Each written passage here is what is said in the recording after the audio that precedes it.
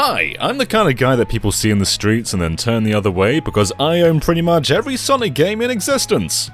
I've played the best ones, I've played the worst ones, and no matter how bad it gets, I'm way too far in to get off this ride. Let me off this ride! Sorry sir, you can't get off this ride. I genuinely love Sonic. I want to give him a big old smooch. It's one of my favourite series of all time, and there's dozens of games I'll turn to on a comfort day. The entire Mega Drive saga, the adventure games, Sonic Generations, heck, even Sonic R can brighten up my day.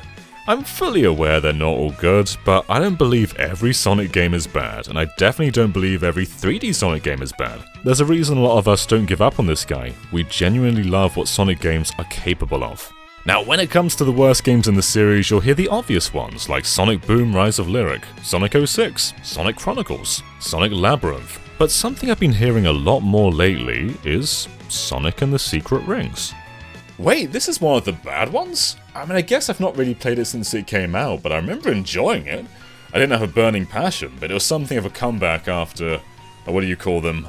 The Hedgehog duology? Secret Rings came out only 3 months after Sonic 06, and I remember it as a bright, colourful, fast game with some really cool level theming. But maybe my memories are glossing over a lot of its shortcomings. I think it's time I finally replay Sonic and the Secret Rings.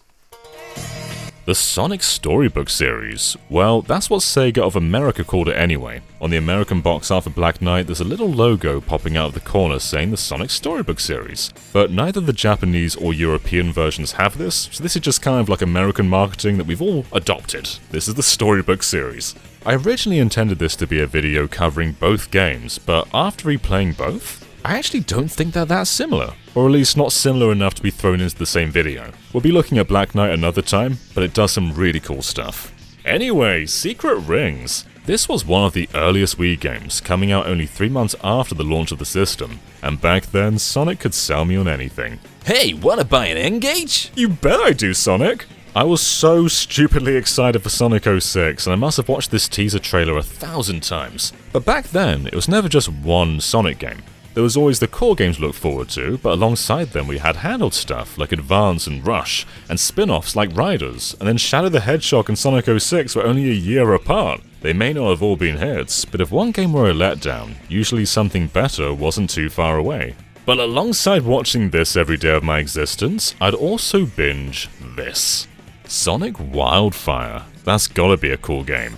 This trailer didn't really reveal anything, but if Sonic's excited for the Wii, then I am too, baby. Hell yes, Sonic, you spin that Wii remote! Sega originally wanted the Wii to receive a full-on port of Sonic 06, but with limitations already looking tight, it was more efficient for a new team to create a whole new game. The Wii was a cultural phenomenon, far bigger than anyone could have guessed. And while a solid source for Sonic sales data for this era is hard to come by, it seems Secret Rings was the higher performing game commercially than Sonic 06, and that launched on 2 different platforms. For the franchise, this was a comeback financially, and somewhat critically. I mean, it's not a high score, but it's better than those. And look, Super Diego Lego, I'm sure he's a good dude, but we're not here for his opinion, we're here to see what John thinks, and after replaying it for the first time in 16 years, I think it's still pretty good. So the game starts in Sonic's house. Wait, this guy has a house? I guess he had a room in Sonic Shuffle, but look at this place, he's got a couch and everything! Sonic's fallen asleep reading the Arabian Nights, and when he awakes, he reaches out and finds a mysterious ring. When touching it, he awakens Shara the genie. Shara shows Sonic that pages of the Arabian Nights are starting to disappear due to an evil menace called the Eraser Djinn. And now that Sonic is her master, he can wish to enter the stories and put a stop to the Purple Bad Boy. But uh-oh, the Purple Bad Boy puts a flame in Sonic's chest, and this is a death clock. He will die if the flame runs out. That is, unless Sonic gathers the 7 world rings and gives them to Eraser Djinn. Then maybe he will live, but that would also destroy the world, so what are you gonna do? There's a few CG cutscenes that look real good, but most of the story is told in these hand-drawn stills, and I like the style a lot, but it is a little too static. Black Knight would do these way better.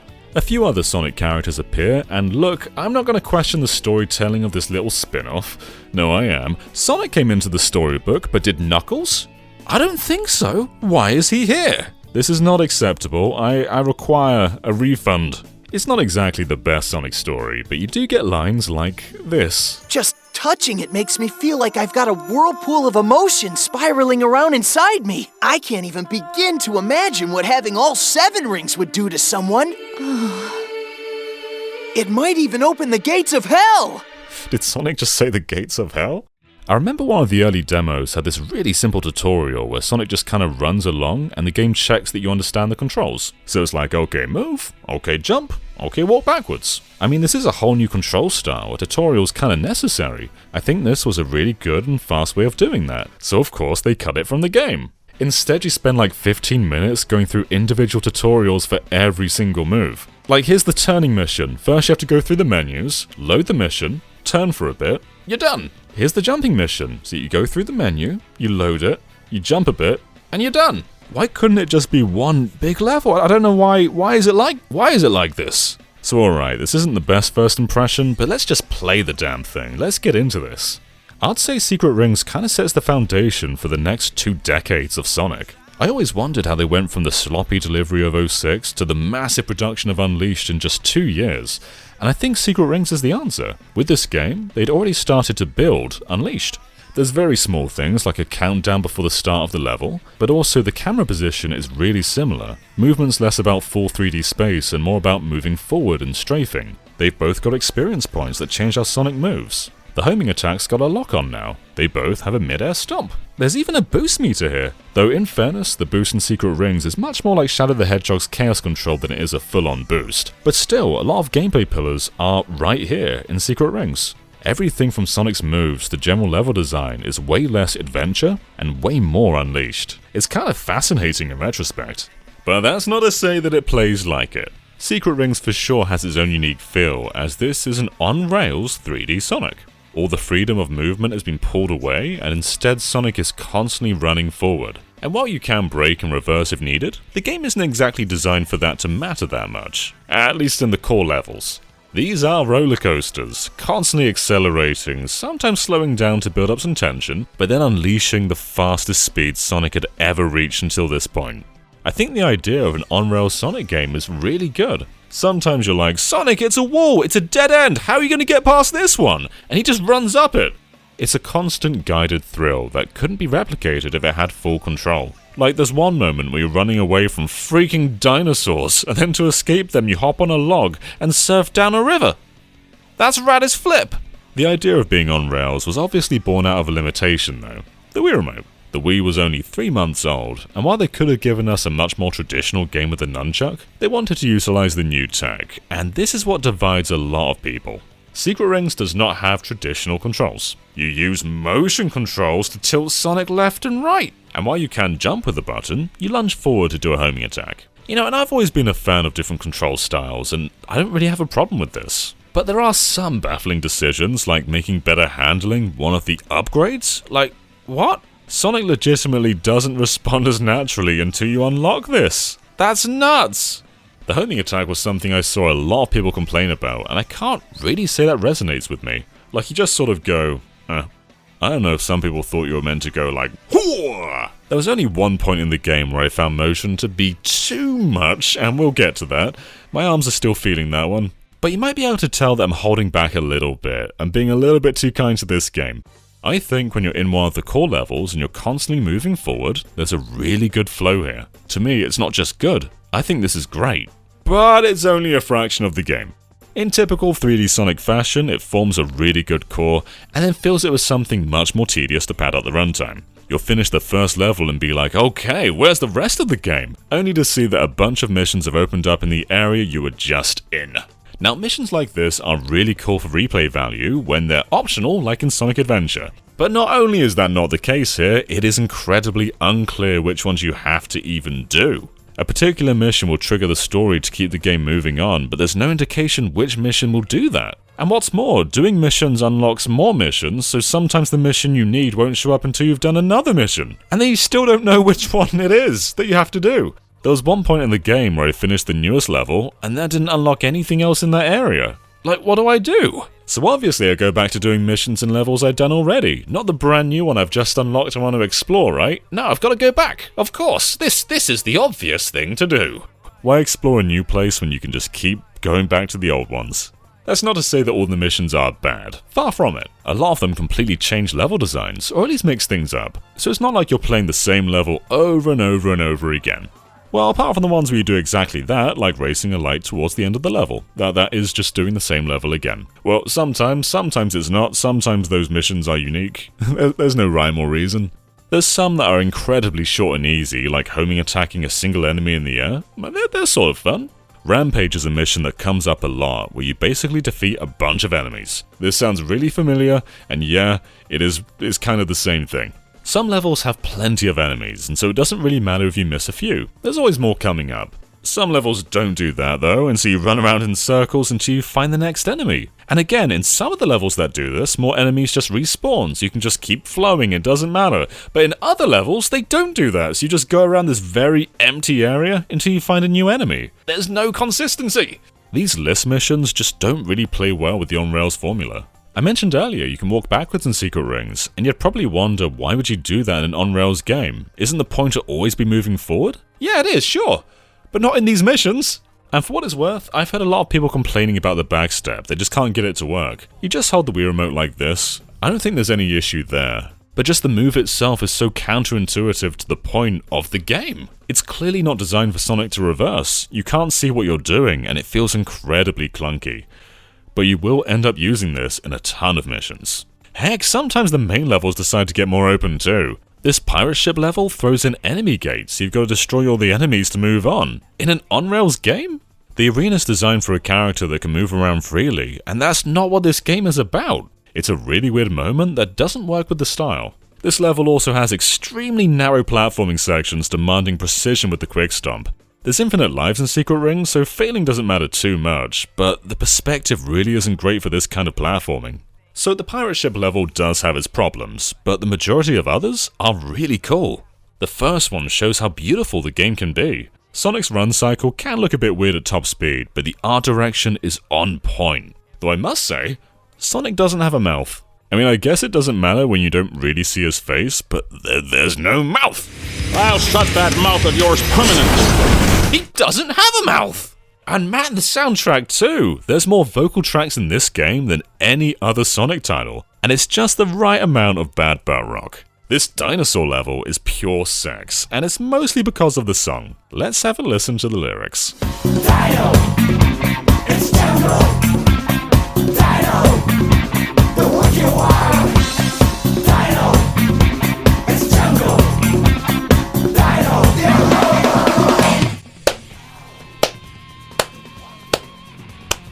Beautiful. But whether it's running through Dino in the jungle, or strong winds in the sky, or a flying magic carpet through a palace, I think these are some of the coolest locations in a Sonic game. It just gets pushed down by missions that range from okay but pace breakers to pretty bad, and it's not even clear which ones are just wasting your time. Sometimes it is pretty clear. I mean, this one clearly sounds like a story mission, and other times it's really not. Collecting dinosaur eggs in a jungle full of dinosaurs? That kind of makes sense. Breaking genie eggs in the jungle full of dinosaurs does not. I don't think a genie egg is even a thing. And these are pretty much the same levels, just one of them you go around and save the eggs, and the other one you break the eggs. That's not a different thing. What's a genie egg? You may have also seen these orbs scattered around all over the place, and you're probably thinking, John, what the heck are those? And you'll spend half of the game asking that question, as they do absolutely nothing until a particular mission in Evil Foundry. Literally, the middle of the game. This is the soul gauge. You fill it with orbs, and you'll either soar through time or slow it down. And honestly, this wasn't really needed. The tutorial mission for slowing down time has all these intense spikes everywhere, and yeah, this would be impossible to avoid without slowing down time, but there's no obstacle like this in any of the actual levels. There's only one time I used it, and that's to avoid this one obstacle here on the magic carpet ride, but otherwise, I never needed this. And I think one big reason I avoided it is because it's just no fun to use. It's not like everything around you slows down, but Sonic still controls at a good rate. No, the game goes down to like 5 frames per second and everything is extremely juddery and hard to control. You can barely see what's going on either, everything's just so saturated and hard to see, and you can barely move. Just ignore Time Break, this is no good. Speed Break isn't much better either. It's kind of this game's version of the boost, and it can feel good to zoom through a huge chunk of the level. but it doesn't feel good when using it just kills you and there's nothing you can do to stop it. Sometimes, yeah, it feels great, but most of the time I used it, I'll just end up dying. And it's not just pits, you can get hit using this thing. Good for speedruns, but otherwise, yeah, not so much. What's kinda lame too is beyond just needing to complete a specific mission to unlock the next level, you've also got to complete specific missions to unlock the boss of the world and get the world ring. Hey, I know you! You're the Egg Golem from Sonic Adventure 2! I actually got to the end of the game without doing all these. Sonic and Shara find a door that needs the 7 world rings, and they're about to open it. But because they didn't have the last one, the game just rolls the credits. Sonic even says he has them in the cutscene. He's a liar! I wonder how many kids stop playing here, like, Mom, I beat the game! Anyway, let's head back to the actual finale. Shara kind of actually ends up betraying us and hands the rings to Eraser Jin, believing she has no choice. But Sonic uses one of his wishes and wishes she does what she believes is right. And it works, she's back on our side, but it's too late because he already has the rings, so it doesn't matter. Now that he's in power of the rings, Eraser Jin goes to kill Sonic, only to get Shara instead. I mean, he could have just killed them both. I mean, just like swing again. You're not limited on how many times you can stab people, just swing again, Eraser Jin. But I guess murder's a lot to have on your conscience. The big purple guy doesn't want too much going on. That's a lot of anxiety, you don't need that. So Eraser Jin turns into a Resident Evil or a final Kirby boss, and Sonic gives a legitimately painful scream. And now he is Darkspine Sonic, which is Super Sonic but without the Chaos Emeralds, and he talks like the Werehog. Stop him! Shara! Please! Let me your power! And oh boy, the final boss. Alright, so what you gotta do is fill up the soul gauge, and while Eraser Jin uses the giant energy attack, you boost into it and send it back. But unlike the rest of the game, there are no orbs to fill this thing up. So how do you do it? Well, by constantly shaking the Wii Remote, of course. You need to avoid his attacks while this happens, otherwise you'll lose your rings and a chunk of the soul gauge. And I don't know if I'm just rusty, but this took me so many attempts.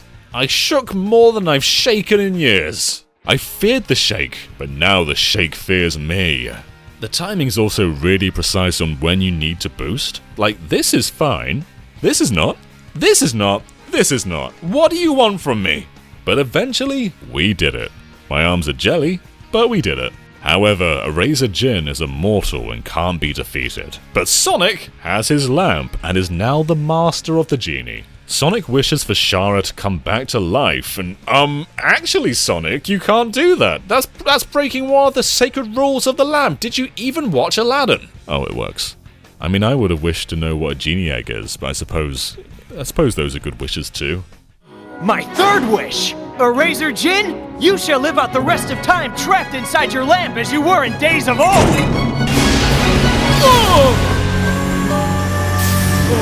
Cannot be denied by that filthy rat! Why?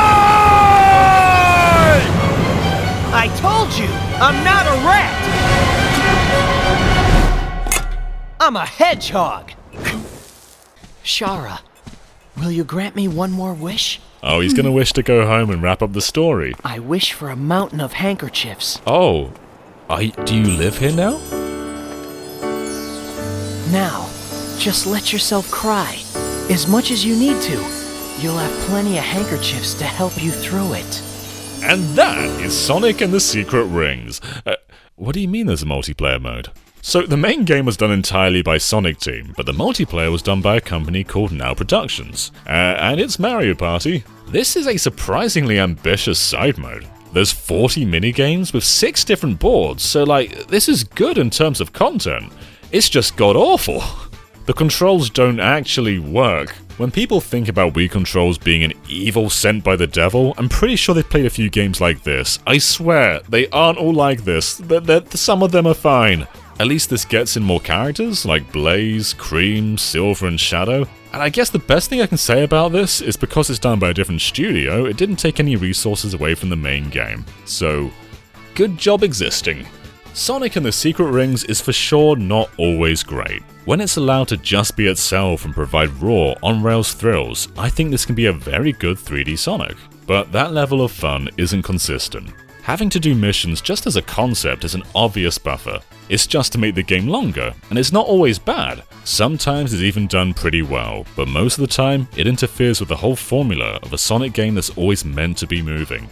All of its flaws have murked its reputation, but to me, they don't overshadow what it does right. I had good memories of Secret Rings, and I'm walking away from my revisit with most of those intact. It definitely could be a whole lot better, but if this is the worst Sonic game, then the rest of them must be pretty damn good.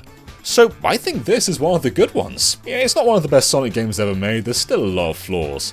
But at its core, On-Rail Sonic is a really good idea, and I don't think the reputation it has is deserved. And to be honest, it does get even better, and we'll be covering this another time. But before we go, I was staring at the back of Sonic 06, and something caught my eye. Get ready for the most intense, high-velocity Sonic adventure yet. You can deny this is Sonic Adventure 3, but it's on the box!